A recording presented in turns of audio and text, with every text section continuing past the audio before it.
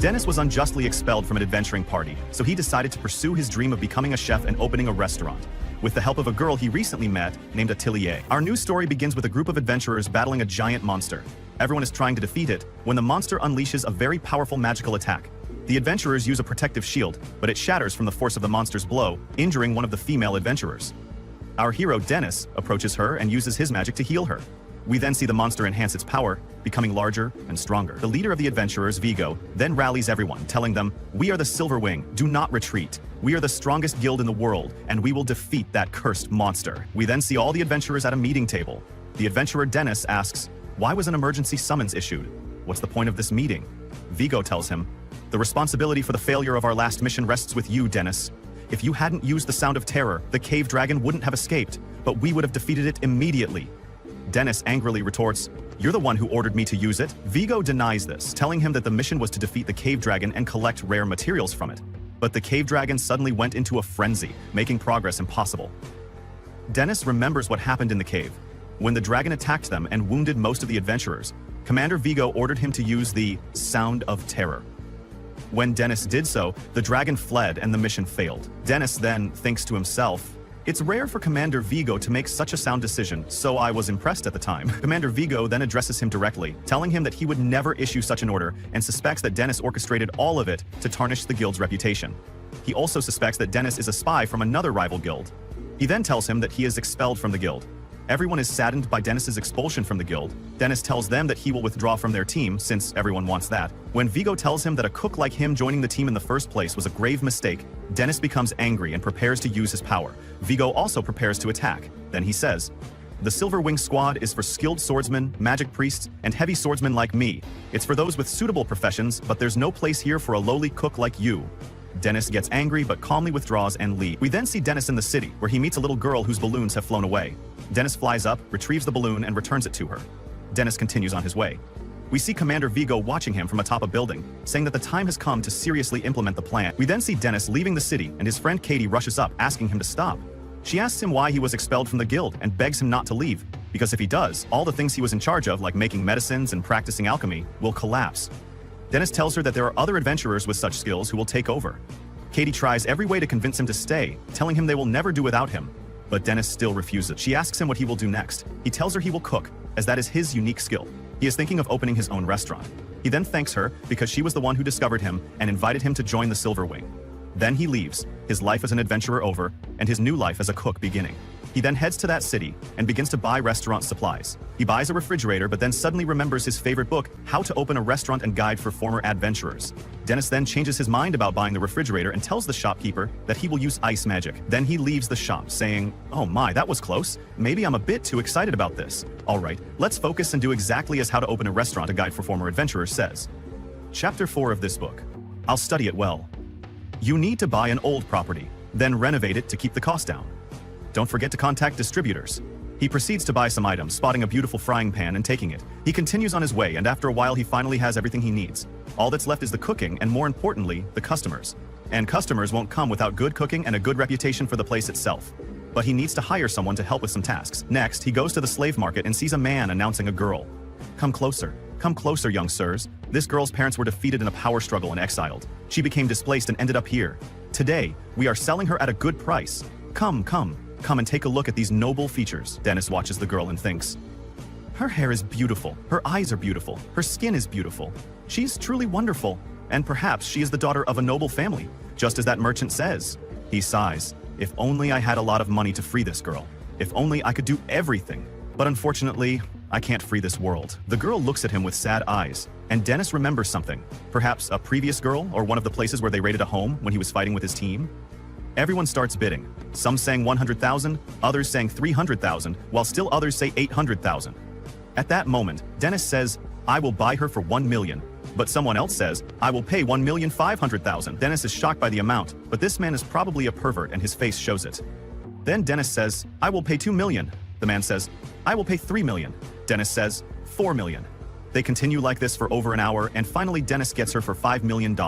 He ends up using all the money he has to get the girl. He takes her to the hairdresser to comb her hair, make her look nice, and fix her up well. Yes, she's truly beautiful. Then he takes her, and they leave the place. Dennis takes Adler and they walk through the city streets. He tells her, if you don't follow me closely, you'll get lost. Adler walks behind Dennis, but suddenly he disappears. She searches for him but can't find him, and the city residents start arguing with her for not paying attention. Adler imagines many things and becomes scared, but finally, Dennis reappears and takes her, saying, "I was so worried about you. I'm sorry about what happened earlier. I was walking too fast." She asks him why he bought her. Dennis replies, "For no reason. I just remembered something from a long time ago. That's all." He then asks her for her name, or the name he should call her for now. She tells him her name, and they get to know each other. Dennis thinks about what a teller should do. He tells her, "Use the second floor as you wish, and if you don't want to stay, you can leave. You are free." A teller is very surprised, but it becomes clear that she is very hungry. So Dennis takes her and prepares food for her. He finishes preparing the meal and gives it to the girl. She begins to eat, finding it incredibly delicious, eating quickly and eagerly as if she had never eaten before. Afterwards, tears stream down her face. Dennis thinks to himself, "I don't know what she's been through, and if she doesn't tell me, I won't ask." He then asks her, "Is the food delicious, Deller?" But she can't answer, her face red because all the food is stuck in her throat. He tries to help her swallow the food. After that, Dennis watches Adler clean and polish the table. Then she joins Dennis in all his work, helping him prepare his restaurant, which he has named the Adventurers Restaurant. They finish setting up the restaurant together, hoping it will bring them good fortune. Dennis then tells her to be their advertising girl, and she agrees. He reviews the items in the restaurant and finds everything is ready. The first customer enters the restaurant, opening the door. They find a man wearing full armor, his face hidden. Who is this man? What is his identity? What does he want, and why is his face hidden? Wait for us in the next episode to find out together. We hope you subscribe to the channel and activate the bell icon to receive all our new updates. Today's episode begins with Dennis as his first customer enters. The customer is cloaked, and to Dennis's surprise, wearing full armor. Dennis, having studied the book How to Open a Restaurant Thoroughly, remembers page 64, which states, "Among your customers will be those who prefer not to be disturbed, respect their privacy, and make your restaurant a place where they can easily spend time." So Dennis tells him, "All right, sir, please have a seat wherever you like. Here, Atelier, give him some cold water." The customer sits down and opens the menu to decide what to order. Dennis is very excited and says, "Perhaps he'll order rice or pasta. I'll take good care of my first customer." The customer points to the small rice dish and some other items. Atelier brings the water, and Dennis asks him, "Customer, why aren't you speaking? Tell me, do you want a large dish? Do you not have much money?" The customer replies, "Yes." Dennis then asks, "All right, customer, do you like katsudon fritters?" The customer nods yes.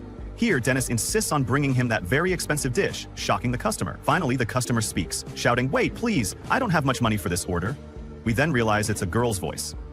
Dennis tells her, "Be quiet. I can't let my first customer eat a small meal. You don't need to pay anything." But wait, what's that sound I hear?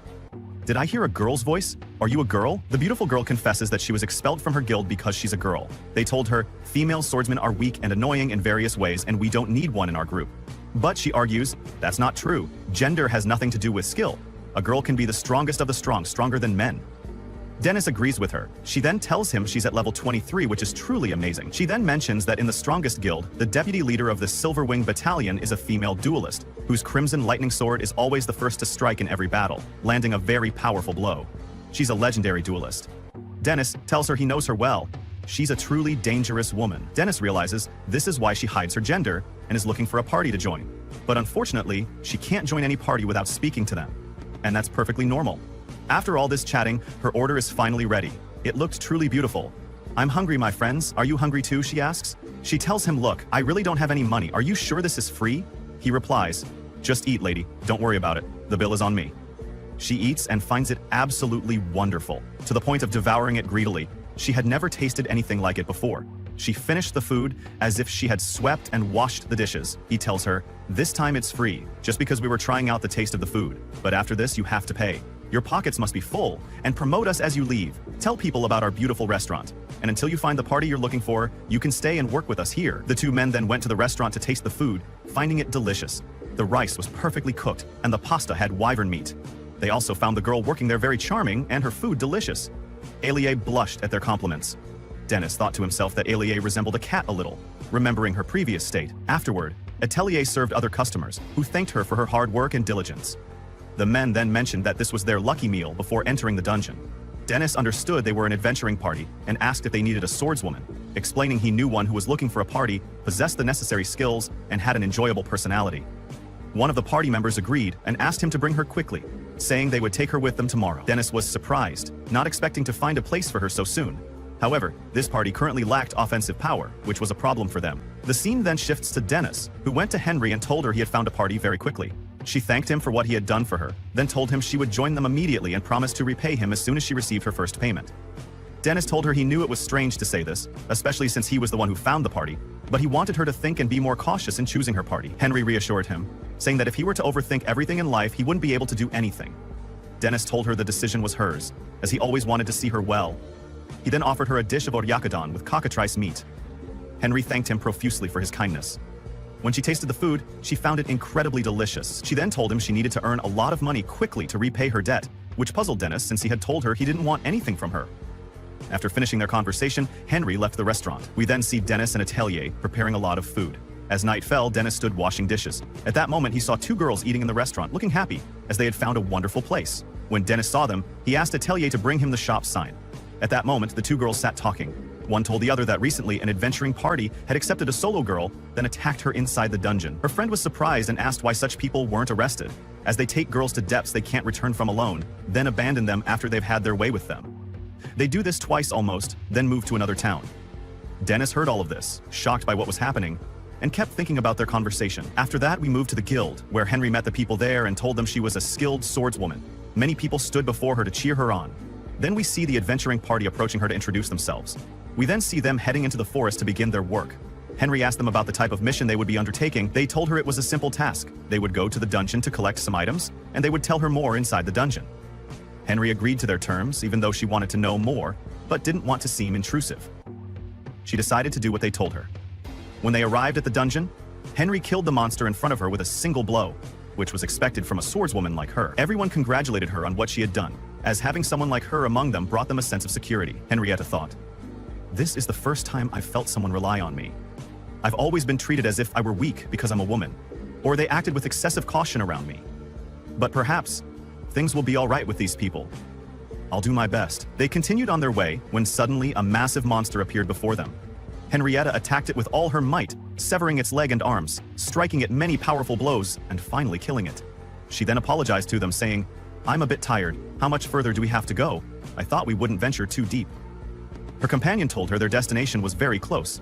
Then Still spoke, saying, "These glowing blue-green crystals are called memory crystals. This is what we came for." Henrietta was amazed and then became very tired, collapsing. Still asked Marmok to cast a spell on Henrietta to heal her. However, Marmok cast a paralysis spell on her instead, so she couldn't move her body. Still told her, "You're foolish. We just flattered you a little, and you exhausted yourself," Marmok told him. "Don't call her foolish, because thanks to her we'll have enjoyable memories." Ayu Still replied that swordswomen are the most delightful. They aren't annoyingly smart like sages or sorceresses, and their bodies are wonderful too. I'll cast the paralysis spell on you again. If you're lucky, someone will save you. Henrietta thought to herself, as the manager said, "I should have been more careful. If I had been more alert from the beginning, I would have sensed that something was suspicious." She screamed and called out for anyone to save her, but there was no one in the vicinity who could hear her voice and come to her rescue. Finally, the cloaked man arrived and attacked them. Everyone was terrified by his immense power. They tried to cast a search spell to find his weakness, but it was useless. He was incredibly strong, at level 99. The gap between their levels and his was enormous. He began attacking them, one after another, with astonishing speed. Suddenly, the girl thought to herself that he moved as if he were an extremely skilled chef, and she immediately fainted. The scene then shifted to Henrietta, who was recounting the previous night's events to the chef. She didn't know he was the one who helped her, as he had been wearing a mask. She said that when she woke up, she was lying in the Adventurers Guild waiting room. She couldn't even thank the mysterious, muscular, knife-wielding man. The party members who attacked her were unconscious, tied with ropes, and left at the dungeon entrance. When the guild investigated, it turned out they were a criminal gang, all wanted. She felt it was a dream, but in any case, this proved she needed to be more careful in choosing her party members. Dennis apologized to her, explaining that he too was concerned and should have looked into them. Henrietta told him he was wrong, he had helped her, and she thanked him profusely. Suddenly, her stomach rumbled, indicating she was hungry, but she was embarrassed because she had no money. The chef told her, "It's all right, eat whatever you like."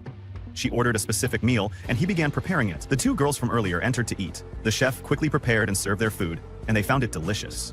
Then, one of the girls asked the manager why he hadn't opened the day before, saying it was unreasonable to close the restaurant 2 days in a row. He apologized, explaining he had something he needed to take care of. Henrietta imagined the manager was the same person who had rescued her the night before. Before she could speak, a customer entered the restaurant to eat. Who could this customer be? And what does he want? They call him Vivi the Sorcerer. Wait for us in the next episode to continue these wonderful adventures together. If you liked this video, don't forget to subscribe to the channel and activate the bell icon to receive all new updates. Our episode begins with Henrietta, a girl with beautiful golden hair, asking Dennis, "What do you think about me working with you here?" He tells her it's a good idea, but she needs to master the work perfectly. Now, he's going to prepare a famous dish for her, delicious ramen. As for her wanting to hide her gender and wear a helmet to become an adventurer so no one assaults her, that's probably very difficult. Even if they don't see her, they'll surely hear her. But in the end, she has complete freedom.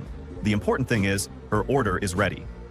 I've put 2 slices of meat on it, a little bit of pepper, and an egg from my Indian chickens. Henrietta doesn't eat, but thinks a lot about Dennis's words when he told her, "You have complete freedom, but in the end, you are a girl." She quickly enters the bathroom, takes off her armor, and then comes out as her true self. Atelier welcomes her, saying, "Well done, by God, this is the best thing you've done. Be confident in yourself now." She then eats the delicious instant noodles while talking to Dennis, telling him, "Your words affected me greatly, as if you were weighing words of gold, the words of a master chef." Dennis replies, "Don't say that, I'm just an ordinary person. Don't flatter me too much so I don't get too proud." He continues, "Anyway, let's get to the important part, sweetie. Every day you come to eat under the pretext of looking for work, and you eat for free. I didn't open this restaurant for God and country. I opened it to make money. Go find a good job and settle your bill. Yes, I gave you the first meal for free, but not every time. Have some shame." Meaning, work? At that moment, a strange person enters. They still don't know if it's a man or a girl. They open the menu and look at the items, but they're undecided what to order. "What do you think of the pasta? Our pasta's very good?" Dennis asks. No, it won't work for me. It's heavy and gives me heartburn," the person replies. Dennis then asks, "What do you think of udon, a type of dish?" The person says, "No, it's also heavy on my stomach." Dennis gets angry and frustrated. "Then what do you want? Get out, don't bother me." Henrietta calms him down, saying, "The customer is always right, sir. Don't deal with him with such force." At that moment, Atelier approaches her and tells her, "You should order the fried rice, it's really good." And indeed, she agrees to this, and from that, we know she is a girl, not a boy. Dennis quickly prepares the meal. He was very fast, as it's his famous profession. In just 10 minutes, the food was ready. She eats it and indeed finds it very good. While she's eating, she starts a conversation, saying, "I'm going to talk to you about a topic that always occupies my mind. The people around me are very low level. Their mentality is weak. All they think about is completing the tasks in front of them and earning meager sums. They never aspire to become part of the elite." Dennis looks at Henrietta and says, "See? See the people who want to be something? Who want to work and struggle, not just eat?" She replies, "Huh? What are you saying?" He says, "I'm saying what you heard. You can't gather crumbs. Perhaps you should bury yourself underground." She tells him, "Note that your words are hurtful, and I'm not used to such harsh talk." The blue-haired girl then continues, saying, "These people always lack ambition. You are showing a group of passionless individuals. They are duelists without a duel. It's truly unforgivable." Yes, I'm talking about adventurers. True adventure is exploration, exploring unknown lands. But when I talked about this, they kicked me out of my party. They told me, "Get out of here, you crazy girl, we have nothing more to say to you." Dennis is surprised and says, "What? They kicked you out too?" He then says to himself, "What's going on? Our restaurant only attracts outcasts." He then speaks to her saying, "Be careful what you say. Don't get too enthusiastic because you'll end up alone and won't find anyone." She then gives him money for the food and identifies herself as Vivia, then leaves. The next day, we see Vivia again. She has decided to join the Night Mist team. When one is as great as I am, one finds oneself popular. Vivia was very proud of herself. Dennis tells her, "It's not Shabawaya, it's Shabia." In Shabia, both meaning popular/folkloric, but he corrects her pronunciation. And don't be too proud of yourself or you'll suffer in life. But I'm very happy that you have great enthusiasm, and that in itself is a beautiful thing. He then prepares shrimp fried rice for her and she eats it. It was truly a delicious meal, so much so that even as I'm making this video for you now, I want to eat that dish. Do you also want that, my friends? Write your favorite dish in the comments. Then he asks her when she will start her first mission with that group. She tells him probably tomorrow. Her first mission is to collect rare materials for synthesis, so they will most likely head to the 5th floor of the Demis. At that moment, Dennis decides to assess her level and finds that her level is 17. He thinks this is somewhat high for her age, but for the 5th floor, it's recommended that an adventurer be in their late 30s. It's not an area where it's advisable to bring an adventurer of her level. He asks her, after analyzing her and talking to himself, "Isn't this deeper than what you are ready for?" She replies, "I know, manager. It will be fine, God willing, but it seems most of their party members are elite and will provide me with full support." Dennis then talks to himself, saying, "A person's level is a measure of the number and quality of skills they have acquired. And the reason for the increase in basic stats at each level is that skills become more precise and remain effective most of the time if they have actually acquired and practiced many advanced skills, not just read about them. She then asks him, "Dennis, what about you? Haven't you entered Demis before?" He tells her the last time he entered was on the 37th floor, and it was very dangerous. They encountered a monster there, but thankfully they defeated it. She then gives him the money for the food and leaves to go to the 5th floor. Hours later, Dennis and his assistant leave. He talks to himself, saying, "What's the story? Maybe she went to the 5th floor. I'm worried about her, and why am I always worried about everyone like this? Maybe I should go to her quickly and force her not to go." As they were walking through the market, two people passed by Dennis. He overheard them talking about the child Vivia, and how they forced him to go down to the 5th floor just to see if he would come back alive or not. They mentioned that Commander Hoberg truly does frightening things, because most who went down to that floor died. Dennis ran after them and hit them. They didn't understand why he did that, so he told them he wanted to talk to them about something. They informed him they were members of the Night Mist team. They then attacked him to hit him, but Dennis crushed them and left them. Afterward, he told Atelier that they would close the restaurant today. She asked him about dinner, and he told her not to worry, he would manage. The scene then shifts to the Damas, where we find the child Vivia running from monsters. He's alone and doesn't know what to do. He remembers the words of the Night Mist team members when they told him that the commander had high hopes for him and that he must do this as it's a test to join their team. He keeps running, and when he was running, he fell to the ground.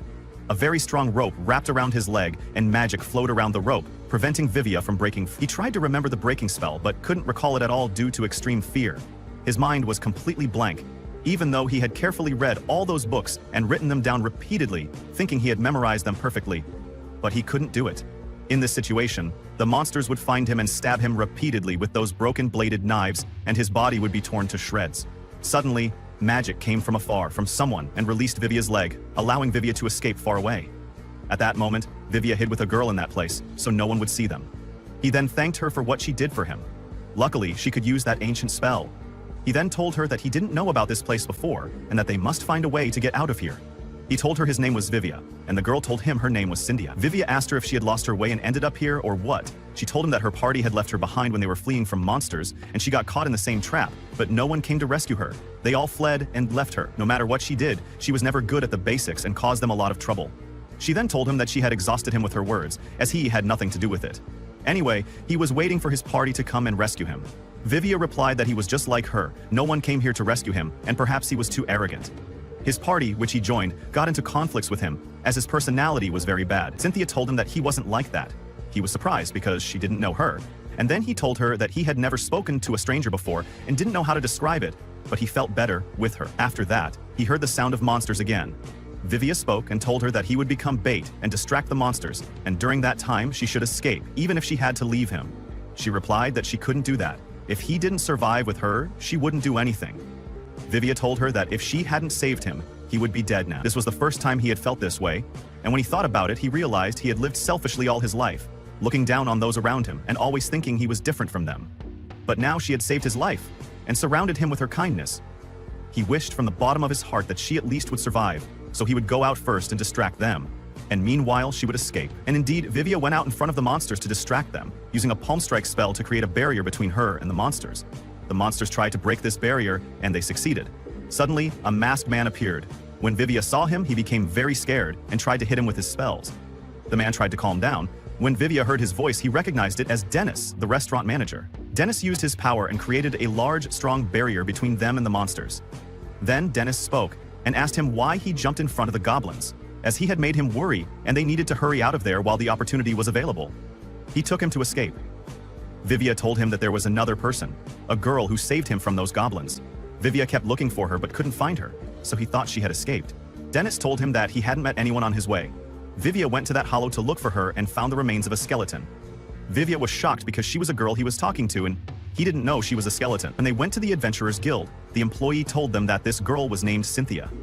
She was basically 10 years old and worked as a sorceress, and 13 years ago, she separated from her party on the 5th floor, and her fate was unknown. She must have passed away there. After that, Dennis and Vivia took the girl's body and buried her, as Vivia was very sad about her. Dennis told him that he had heard about this before, that adventurers who die in the Demis sometimes save living adventurers. Vea kept crying over her and told her that he would always visit her grave and become the world's greatest sorcerer, no matter the cost. And he would save girls like her, no matter the cost. At night, Dennis and Vivia returned on their way. Dennis tried to make Vivia laugh and told him that he was hungry and would prepare fried rice for him to eat with him, as he didn't want him to remain in this state, for the girl Cynthia was now resting peacefully in her grave. Meanwhile, Vivia felt a specter coming from the girl's grave. He wondered about it, saying to himself that in ancient times people went through mysterious experiences, things they couldn't explain, and things that touched their hearts, so they started calling it magic. If that was true, then she was indeed a sorceress. The scene then shifted to a girl standing on a very high image of this church. She was very sad, but we don't know what was wrong with her. Thus ends today's episode. If you liked the video, please click like, and don't forget to subscribe to the channel and activate the bell button to receive all that is new. Our episode begins with Bachel at her workplace. Her boss calls her over and reprimands her for not finishing the reports. Bachel apologizes, but her manager and everyone else start mocking her. Bachel explains that the achievement bonus figures don't match, no matter how hard she tries. Her boss hits her head with papers and tells her to keep working until all the numbers align, scoffing at her for being at the 32nd level yet still not being good at her job. Then we see Bachel at her desk, working diligently. She mutters, "The number of collected items is wrong. No wonder the achievement bonuses didn't make sense. Senpai has been working here longer than me, yet he keeps making silly mistakes, and I still have to wake up at 3:00 a.m. for an early mission. I haven't eaten anything for lunch or dinner, and now all the shops are closed." Bachel then remembers hearing about a new restaurant and heads towards it, but she sees Atalaya closing the restaurant. She feels sad because she's very hungry. Atalaya notices her distress and goes inside to tell Dennis that there's another customer. Bachel appears and asks him to prepare some food, to which Dennis agrees, asking her to choose whatever she likes. She takes the menu and chooses the daily special. Dennis begins to cook. Bachel realizes the place is very nice and decides she'll spend her vacation here. Dennis finishes preparing the food and places it in front of Bachel, who is amazed by its appearance and aroma. When she eats the food, she is astonished by how delicious it is. Henrietta tells her the food here is very tasty and recommends she try the fritra and magic ramen dishes, as she was the restaurant's first customer and knows all the dishes. Bachel looks at them as everyone talks together and begins to laugh, then suddenly cries. She apologizes to them, realizing that there is delicious food in this world and a warm place like this and kind friends like these. Every day she faces undeserved anger and harsh words at work, is forced to work late, and wakes up every morning feeling like she wants to die. She then remembers past days when she was very young and was skilled at using magic. When she grew a little older, she said goodbye to her family and left to become a greater sorceress. She then joined the magic school and became exceptional, with the principal asking her to join the teaching staff. Bachel then decided to join an adventurer's party to earn money quickly. We return to the present and see Bachel leaving the restaurant. Dennis and the girls are surprised by Bachel's strange state. Vivia then says he remembers that girl. She was from the Night Fog troupe. This troupe abandoned him long ago, leaving him to die. He doesn't know her well but saw her once, and seeing her now disturbs him because her manager treats her so harshly. Henrietta suggests to Dennis that they should do something and save Bachel, but Dennis refuses, telling them he's just a chef and all he can do is feed people. Early the next morning, we see Bachel waking up, but she can't move because she didn't get enough sleep. She arrives at work late and everyone starts scolding her. They then enter the dungeon. While a monster is attacking the manager, Bachel uses her magic and defeats the monster, but her manager still treats her harshly. Then we see Bachel walking in the city, remembering the insults from her party members and how she was always wrong and that they lost because of her. Viviette and Henrietta then see her by chance. We then see Bachel standing on a tall tower, thinking to herself, "I never expected things to come to this. Perhaps, my friends, she's contemplating suicide." At that moment, Vivia and Henrietta are watching her. She continues, "Perhaps there's no purpose in living. I'm just one step away from leaving this life." Then she falls, and Henrietta falls after her, trying to save her. Vivia then uses her superpowers to create a protective wall, and Bachel lands on it. Thankfully, everything turns out well. The scene shifts to Dennis. The girl enters, but she's naked. He's shocked and exclaims, "Why are you naked, you idiot? You can't do this." She replies, "I'm so sorry, but I couldn't find the towel." He gets even angrier and tells her, "You shouldn't do this and walk around naked." He brings her a towel. Then Vivia and Henrietta enter and see the situation. They remember something else, as if he was undressing her. He explains the misunderstanding, saying he was just very angry. After that, they see Bachel, the customer who dined with them today. She seems to be suffering from some illness, so they immediately put her to bed. She needs complete rest and shouldn't think about anything else. That girl is from the Night Fog troupe, and it's probably impossible for her to find peace. Dennis says, "I will talk to that troupe and inform them." Indeed, in the evening he meets with them. The troop leader speaks to him saying, "We apologize very much. I heard that one of our members caused you trouble." Dennis replies, "No, I am the one who should apologize, because I knocked 2 of your men to the ground a while ago." Then the troop's commander introduces himself as Hopper, leader of the Night Fog troop. "I heard your food is delicious." At that moment, Dennis assesses this man and realizes he's at level 51, a very high level for a normal adventurer. Regarding Bachel, Hopper says, "Don't worry about her, she's resting now, and I hoped you would agree to her leaving your party to receive treatment." They tell him, That's impossible, and it will cause us a problem. We will take her with us. Then they give him the contract she signed. Dennis talks to himself, saying, What? Did she really sign this unfair contract? This amount of work should not be placed on one person. Perhaps their methods are very harsh. He tells them, an adventurer is free to join or leave a party. But Hopper interrupts him, saying, This is not something you decide, Dennis. Dennis then gets angry and tells him, What a scoundrel you are. You exhaust her to the bone and retire her after extracting every last drop from her. You call yourselves an adventurer's party? Don't make me laugh, you fool. Are you just a gang of cruel swindlers? Hopper gets angry and breaks the cup he's holding, then says, You're in our territory here, you idiot, and that means we are the law. From today, there's no government, we are the government. If you don't want to get hurt, quickly hand over Batchel immediately. The scene shifts to Batchel after she is woken up. She asks them, Why didn't you let me die? Death was better for me than everything. I've suffered so much and endured so many hardships. Atelier tells her, You shouldn't do that. To die as an infidel. I thought like you about this suicide, and it took everything from me. Then they exiled me to another country after selling me as a slave. At that time, I thought about death. I felt there was no good for me in this world. But I remembered God, and that all this is by divine decree and measure. And then God decreed that something beautiful would happen in my life that would change my whole life. This man, Dennis, met me and changed my whole life. So you should not think about this again and trust in God's power. The scene then transitions back to Dennis and that despicable group. The leader of the gang then tells Dennis that in every city with a dungeon, the strongest party holds the real power, because no one can rival them. The Silver Wing Brigade is a clear example of this. However, unlike the Silver Wing Brigade, which has clients from royal and noble families, we only control this small town. But your place, chef, is a miserable shop, and we can easily burn it down. No one would even notice the burning of a small restaurant like this. Suddenly, Katie enters, interrupting their conversation. She praises the restaurant and starts talking to Dennis. He apologizes to her, explaining that he's in an important conversation. Katie gets very angry. She came all this way from the royal capital, and she expects at least a delicious meal. The gang members are surprised by this girl and want to know who she is. Finally, they realize she's the deputy leader of the Silver Wing Brigade from the mark on her back. Everyone is shocked that Dennis knows this very powerful girl, as she's in one of the strongest parties in the world. Dennis then asks his friend Katie to sit down so he can continue his conversation. He tells them that he doesn't want to fight here, but they must find a way for Batchel to leave the party. At this moment, Katie hugs Vivia, thinking she's a beautiful girl. They tell her that Vivia is a boy, and Vivia asks her, What's your relationship with the manager? Dennis.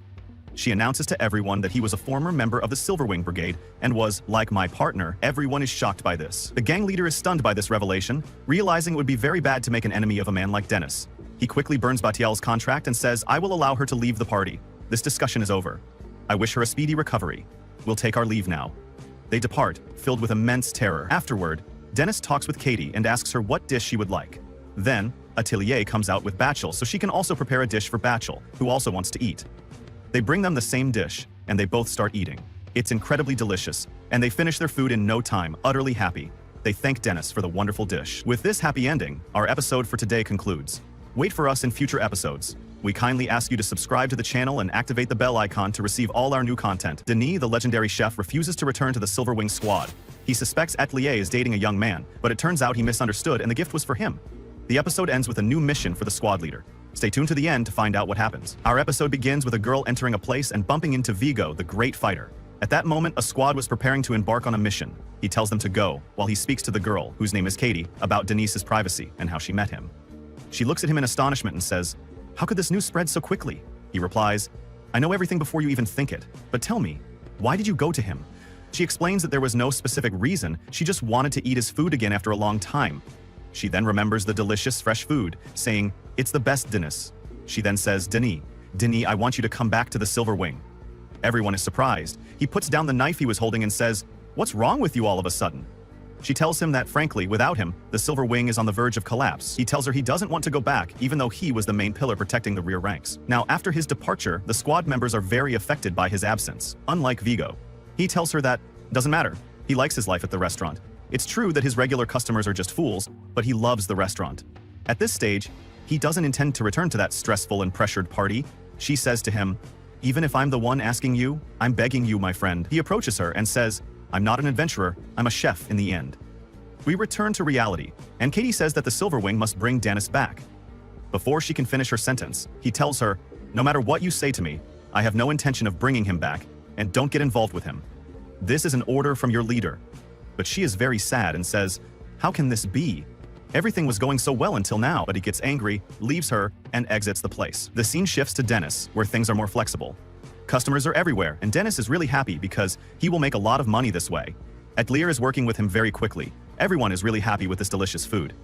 At that moment, we see Bachel, the girl who wanted to commit suicide a week ago.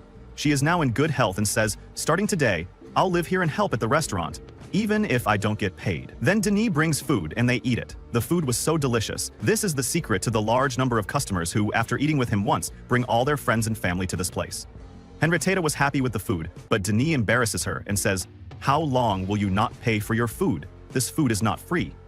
Her face turns red and then dark from embarrassment. But she brought it upon herself, so we should not do this unless it is absolutely necessary. The number of customers increases more and more, and they are very excited about this good food. After that, the scene shifts to Henrietta taking a shower, but the water is very cold. She says, I wish I could go to a nice bathhouse. It has been a long time since I've been in this state. I have to earn money quickly to be able to pay my debt to the manager.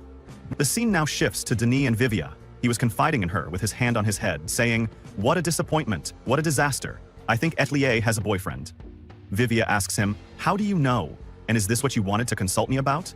He replies, yes. Recently I started giving Atelier an allowance, and since then, she has been going out on dates all the time. Dennis was very angry and said, when I tried to find out where she was going, I saw her walking with a boy holding hands. Vivia says to him, maybe it's just a friend. Dennis gets more and more angry, and he paces in the office as if she were his wife cheating on him. And he says, no, he is a lover. He is her lover, but unfortunately I can't ask her directly face to face as this would be very boring. If they are truly in love, he must come to meet me with a box of sweets first. Vivia tells him, you are her father. Denis was very angry and his eyes were full of sparks as if they were a hot coal. He said, if he is just a superficial, boastful, and weak person, I will not let him get close to her. He must be at least level 80 for me to approve of him. At that moment, Atelier comes in and says, what are you two talking about? He gets angry, stands up, and becomes nervous and unable to speak. Vivier tells her, I wanted to learn to cook from Denis. So Atelier says to them, okay, I also want to learn to cook. Denis gets happy and says, okay, I'll teach you both. So go wash your hands and come quickly. After that, he begins the teaching process. First, they bring an onion to make katsudon, as it greatly affects the food. Atiyeh's eyes were crying from the onion, so he says to her, okay, you have to stand at an angle, I'm very worried about you. Here, Vivier says to him, I also have a headache, Dennis, my eye hurts. His response was shocking to her. He told her, cheer up and finish. He tries to teach them everything. At that moment, he remembers when his mother was teaching him when he was young. He gets lost in his thoughts. Then Atelier calls out to him and says, I was whisking the eggs and the shell fell into the dish. He then starts teaching her the matter many times until she becomes proficient in everything and finishes preparing the meal for the first time. Vivier also finishes her first attempt. They were really happy. After that, the bell rings. Atelier says, maybe I should go now. He asks, where are you going? She replies, I'm going outside. At that moment, she actually goes out without caring about anyone and doesn't respond to him, as if she were anesthetized. Dennis gets angrier and angrier because he doesn't know where she is going. At that moment, Bachelor comes out and he says to her, you came at the right time. Say that katsudon if you want it, and this too, but I can leave the market for you. Maybe you should shop and bring these orders. She asks him, why don't you go yourself? He tells her that he and Vivier will follow Atelier. At that moment, Henrietta also comes and says to him, hello, I actually went and took the party test today. He tells her, this is not the time. You can go with Bachel to shop now. Then he and Vivier fly off to look for Etier. They were spying on her, and indeed they reach her and watch her from behind the fences. Vivier tells him, you shouldn't do this. He tells her that he is her guardian now and must do everything for her and know where and when she goes. At that moment, the boy comes and Denise gets angry and says to Vivia, look at that wretched dog, how he stares at my girl like that. I will teach him a very harsh lesson. Vivia tells him, wait, you're not sure yet. It's good for her to have friends. You should know who this man is first. After that, they continue to monitor them, and they enter a jewelry store. Dennis gets angrier and angrier and says, what? What? Is he gonna get her a wedding ring? It's too early for a marriage proposal. He puts his hand on his head and says, oh, woe is me. I can't stay still and watch. Vivia says to him, I have an idea. The scene shifts to Henrietta and Bachel, where Bachel asks her, what's wrong, Henrietta? What's bothering you? She replies, I'm thinking about returning the money to my teacher, Denis. If the situation continues like this, the manager will start to hate me. Bachel asks her, how can you not have money when you do a lot of individual tasks? The other one tells her that she does get money, but she spends all of it on maintaining her weapon because she wants a very strong weapon, and because she is always on the front lines, her weapon gets scorched and needs to be reforged by the blacksmith again, and this requires a lot of money. At that moment, they hear someone saying, did you hear what happened 4 days ago? The leader of the Night Fog was defeated by the restaurant manager. It seems that manager was a member of the Silver Wing. Yes, I heard that too. It's truly amazing, and I was really surprised. But I hope that the scum of the Night Fog squad don't try to cause trouble. The scene shifts to Dennis and Vivia. He borrowed a megaphone and put it on his shoulders and said to her, "This is not just a megaphone, as some people think. It's a magical tool used in speeches and theatrical performances. It's saturated with wind magic to allow the sound to be delivered over very long distances. Screaming loudly won't change anything. You have to show your skills now," she tells him. "Watch and stay still. I will use it in reverse, and now it will turn into a process of amazement." And indeed, my friends, they use this megaphone as a spying tool, and here Atelier and the person with her, they hear her saying to him, "Beautiful, I love this, my eternal treasure." Denis was so angry that he started causing problems, and people started looking at them and wondering what they were doing there in that place. At that moment, a thief comes, puts his hand on a bag, and flies away, running at his maximum speed. When Denis found out, he chased after him, but with great speed, as if he were a tiger walking on the ground. The speed increases more and more. The thief used the power of the wind and jumps off the houses, but nothing stops Denis, and he says to her, "Do something, use your supernatural powers." And she indeed uses a formidable power, which is the glove hand, and he jumps on it and flies into the sky, to the point that he reached the clock square. Now he is observing his movements from above, and he will probably jump on him with a very powerful jump. He starts flying and moving on the gloves, and in the end he almost catches him, but the thief uses a strange trick and continues on his way. Here, Denis decides to drop Vivia so he can be faster. He calls on Bachel and Henrietta to catch this man. Here, Henrietta gets very angry and uses a great force, then catches him and hits him with a powerful blow and runs at him. He then once more has a powerful blow striking him, runs at him. He says to her, "Bravo, you're the best. That's an awesome move from you. We've been chasing him for a while, but we couldn't do anything to him." After that, they go to the restaurant and Denis tells them everything, but they are still not sure yet. They were talking together about Atelier and how Denis was very angry about this matter, but he didn't know what to do. They started discussing the matter and each one of them gave her opinion. After about half an hour, the door knocks and Atelier enters. She then comes to Denis and says, "Please, this is a gift for you." He is surprised and says, "What? Is this for me?" She says, "Yes, I saved my allowance and then asked for help from a goldsmith to get you this. It's the same color as Denis' eyes." Everyone understands that this boy was working with the goldsmith, which means that the manager misunderstood and judged her unfairly. She asks, "Misunderstood what? I don't understand anything." They tell her, "The manager thought you were in a relationship with this boy." Denis gets angry and says, "Wait, don't talk, you idiot." Then he says, "Nothing, nothing." Then he puts on this thing, and it was really beautiful and looked great on him. After that, the scene shifts to the leader of the Silver Squad. He then comes to this man, the leader also, and says to him, "It has been a long time since you came here, and I now want you for a job." What is the job, my friends? If you want to know, you should follow the channel and activate the bell button to receive everything new. Several days later, Denis tells Atelier to lock up for a break so they can make dinner preparation. But a medieval version of Alfred suddenly walks in and drops to his knees while crying about how long he has searched for. Upon seeing this, Henrietta immediately grabs her sword in case he is a PDF, but Vivia tells her to wait until they figure out what he wants. Denis then asks who he is, so Stephen introduces himself as the head butler of the Workstat family and says he came to take Atelier back home. While Denis and Henrietta try to figure out who the Workstats are, Bachel and Vivia completely lose it and explain that they are only the most powerful family of wizards on the planet. Stephen then further explains that Eight's dad had a younger brother named Joseph, who claimed the family's wealth for himself and made everyone believe that Eight was an illegitimate child, so they could throw her out.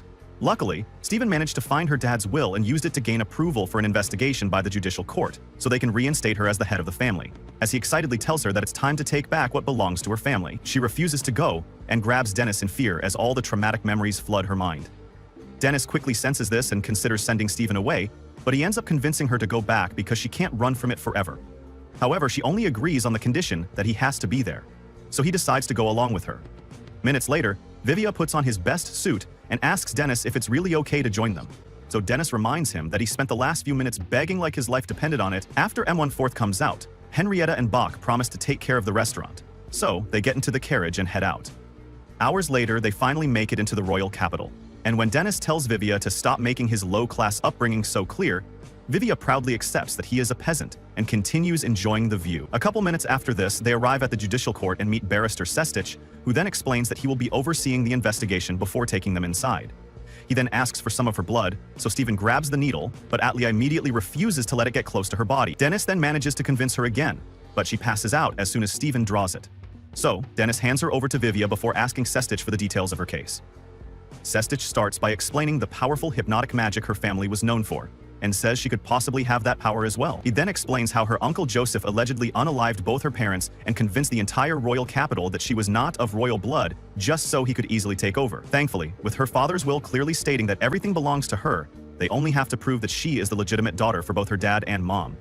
For this, Sesvich takes them into the courtroom to test out the DNA, a matching orb meant to be used during the hearing. After pouring in 8 layers blood, he adds that of her dad and mom as well, before explaining that the pink crystal formation shows that it's a match. The following day, they all return to the same courtroom for the hearing, and Lord Joseph immediately starts trolling Dennis for getting kicked out of the Silverwing Battalion. When Dennis tries to respond, the judge calls his full name and demands silence. Vivia then remembers that his last name is connected to the most famous restaurant in the royal capital. But while he continues thinking about it, the judge proceeds to read Atlier's father's will. As soon as he completes it, Joseph's lawyer claims there is no way he can inherit everything because her mom was probably one of many mistresses her dad had fun with. Sestich then asks for the test to prove it. So the judge makes them all stand before the orb and says they have to draw straws to ensure a fair trial. Minutes later, Stephen ends up with the colored straw. So he climbs the podium and starts by combining 8's blood with that of her father. As expected, the crystal forms, but when he adds her mom's blood to the mix, the crystal formation suddenly breaks down into a dark liquid. Upon seeing this, Sesvich demands a second test and accuses Joseph of tampering with the evidence. But the judge rejects his objection and rules in favor of Lord Joseph. After he decides to leave the family's collection of books to Atelier, Dennis notices something off about Stephen. So he takes a close look and spots blood in his hand. He immediately walks over and picks him up in front of everyone before demanding to know what he did. Terrified, Stephen admits that Joseph promised to reinstate him as head butler of the family, and this sends Dennis into a murderous frenzy. As he starts unleashing his powers, Joseph orders his knights to attack, but they all get scared of the flames and stand back. Vivia then grabs Dennis and reminds him that someone has to take care of Aer. So he decides to stop the rampage and ultimately accepts the judge's ruling. Minutes after this, Sesvich takes them to the old cottage used to store all the family's books, and as soon as they enter it, Laer triggers a trap and sends her crashing into the basement. As Dennis tries to make sure she doesn't have a concussion, Sestich and Vivia suddenly lose it, as they realize that the books are all ancient texts containing powerful secrets and techniques that help Atlier's family become the greatest wizards. After Sestich explains that her dad probably meant for Atelier to inherit the books instead of wealth, she decides to take it back to the restaurant so everyone can read. But Vivia and Kestvich immediately tell her not to even think about it, because such knowledge should never become public property. The next morning, Dennis and Atelier get ready to leave. But as Vivia walks out to meet them, he walks past a man eerily similar to Dennis and struggles to believe his own eyes. After minutes of staring, he leaves, and a girl named Fiora shows up to ask Heath if Dennis is the counterpart he always spoke of. Will the books actually make up for all the wealth you lost? And how on earth is there a second Dennis? Comment overpowered chef to find. And don't forget to turn on post notification to make sure you never miss our videos.